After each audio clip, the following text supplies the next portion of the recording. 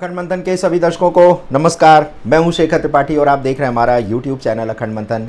जैसा कि हम आपको बहुत पहले से ही चेतावनी देते आ रहे थे, कई भविष्यवक्ताओं की भविष्यवाणी के माध्यम से, कुछ विदेशी भविष्यवक्ताओं की भविष्यवाणी के माध्यम से कि एक बड़ा विनाशकारी भूकंप आने वाला है। और देखिए वो भविष्यवाणी किस तरह से सत्य हुई है और इस भविष्यवाणी का लिंक क्या है दूसरे भविष्यवक्ताओं की भविष्यवाणी के साथ, इस पर हम चर्चा करेंगे। लेकिन सबसे पहले जो घटना घटी है, चलिए आपको उसकी जानकारी दे देते हैं। आज बुधवार 30 जुलाई की सुबह रूस के कामचटका प्रायद्वीप में 8.8 तीव्रता का एक शक्तिशाली भूकंप आया है, जिसने जापान से लेकर के अमेरिका तक में हड़कंप मचा दिया है। भूकंप के बाद समंदर में सुनामी की लहरें उठी, जो रूस के कुरिल द्वीप समूह और जापान के उत्तरी होक्काइडो तक पहुंच गईं। अमेरिकी भूवैज्ञानिक सर्वेक्षण USGS ने भूकंप की तीव्रता 8.8 बताई है, जो कि 1952 के बाद से इस क्षेत्र का सबसे शक्तिशाली भूकंप है। भूकंप के बाद अमेरिका, हवाई और न्यूजीलैंड समेत पूरे प्रशांत क्षेत्र में सुनामी की चेतावनी और अलर्ट जारी किया गया है।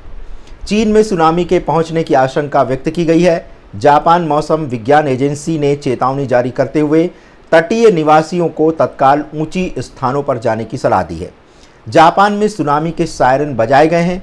इसके साथ ही क्षतिग्रस्त फुकुशिमा परमाणु संयंत्र समेत सभी स्थानों को खाली कराने का आदेश दे दिया गया है। प्लांट में काम कर रहे वर्कर को सुरक्षित स्थानों पर पहुंचाया गया है। जापान में सुनामी की लहरें पहुंचने के बाद एक सवाल उठ रहा है कि क्या जापानी बाबा वेंगा की भविष्यवाणी सच साबित हो रही है। इसी महीने की शुरुआत में जापानी मंगा कलाकार और भविष्यवक्ता रियो तत्सुकी की भविष्यवाणी ऑनलाइन ट्रेंड में रही थी।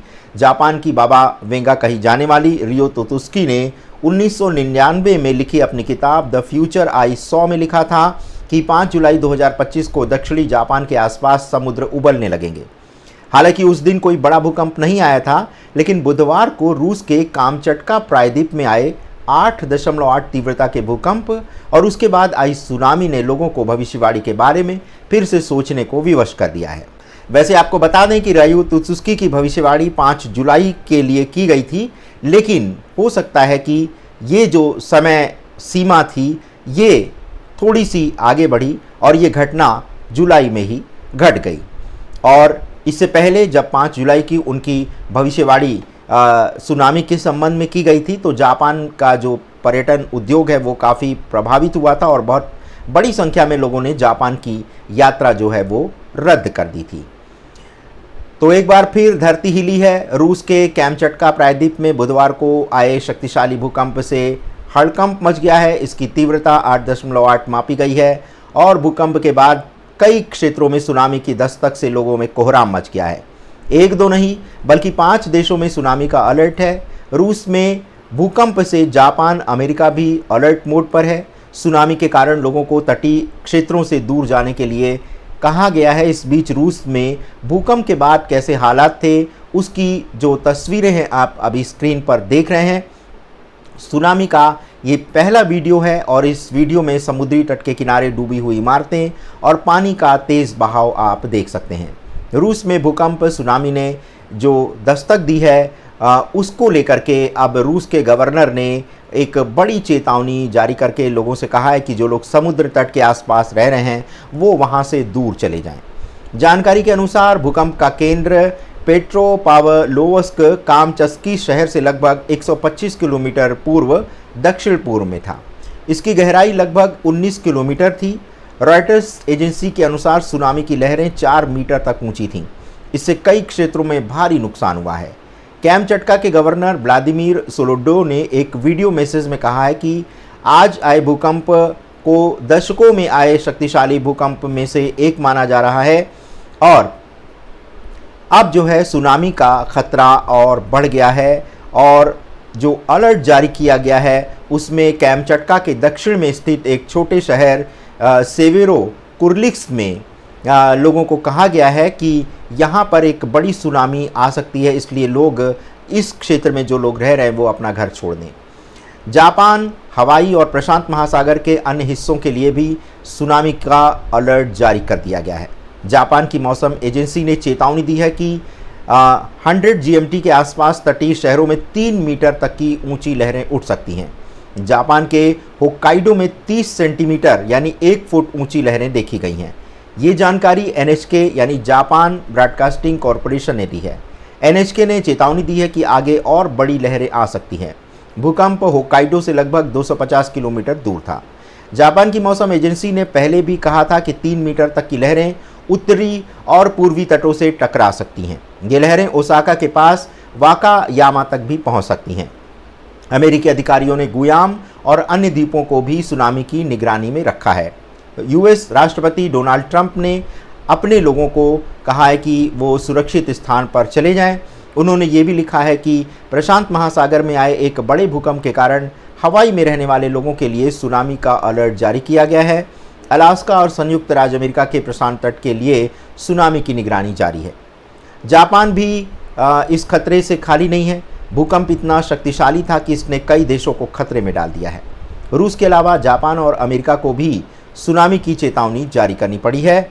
लोगों को सुरक्षित स्थानों पर जाने के लिए कहा गया है। ये भूकंप हमें प्राकृतिक आपदाओं के प्रति हमेशा सतर्क रहने की याद दिलाता है। हमें अपनी सुरक्षा के लिए तैयार रहना चाहिए और सुनामी जैसी आपदा आने पर हमें तुरंत ही सुरक्षित स्थान पर चले जाना चाहिए। तो दर्शकों, ये जो भविष्यवाणी है ये रयो तुतुस्की की भविष्यवाणी से काफ़ी मैच कर रही है।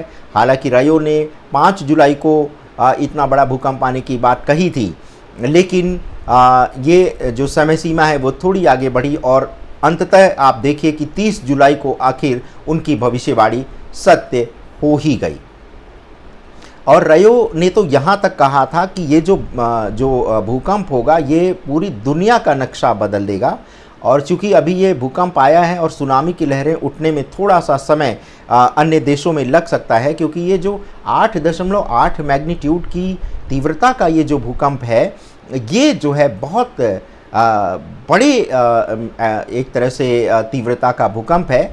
और इसकी तुलना कैसे जो है हिरोशिमा में जो बम गिराया गया था उससे कैसे की जा रही है। और वो एक बम गिराया गया था और यहाँ पर तुलना की जा रही है कि 1,43,000 गुना अधिक जो है इस भूकंप की शक्ति थी।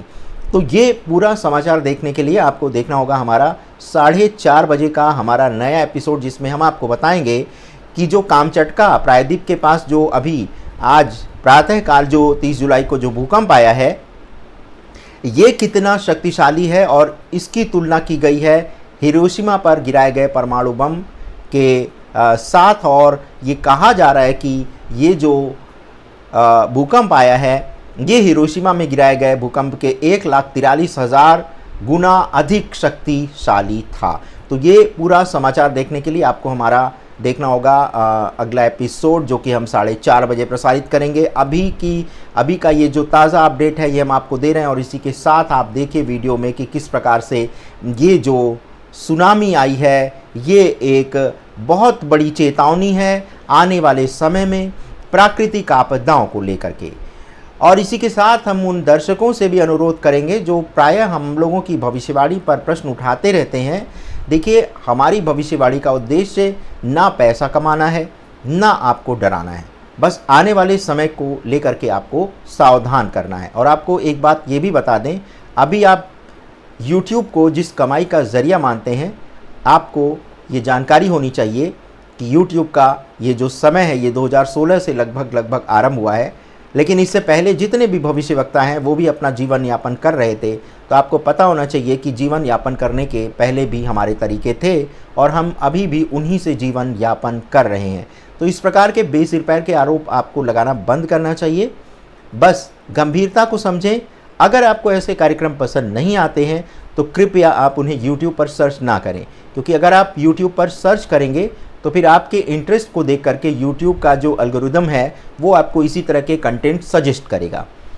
तो यदि आप इस प्रकार के समाचार नहीं देखना चाहते हैं, आपको भय लगता है, डर लगता है, तो आप इस तरह के समाचार को सर्च ना करें और देखेंगे नहीं तो फिर आपके होम पेज पर इस तरह के भविष्यवाणियाँ या इस तरह के समाचार आपको देखने को नहीं मिलेंगे।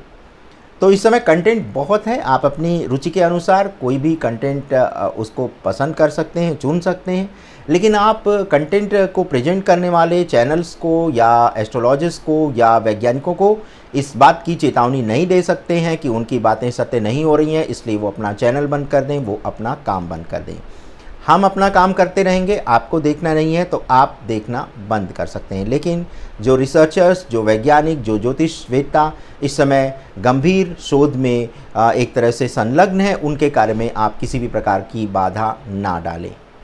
तो अगली जो हमारी अगला हमारा जो एपिसोड होगा उसमें हम आपको बताएंगे इस जो भूकंप आया है 8.8 तीव्रता का, इसकी तुलना हम आपको हिरोशिमा में गिराए गए परमाणु बम से करके बताएंगे। तब तक के लिए बने रहें और देखते रहें हमारा चैनल अखंड मंथन। समय से पूर्व समय की जानकारी प्राप्त करने के लिए धन्यवाद, इतना बहुमूल्य समय हमें प्रदान करने के लिए। नमस्कार।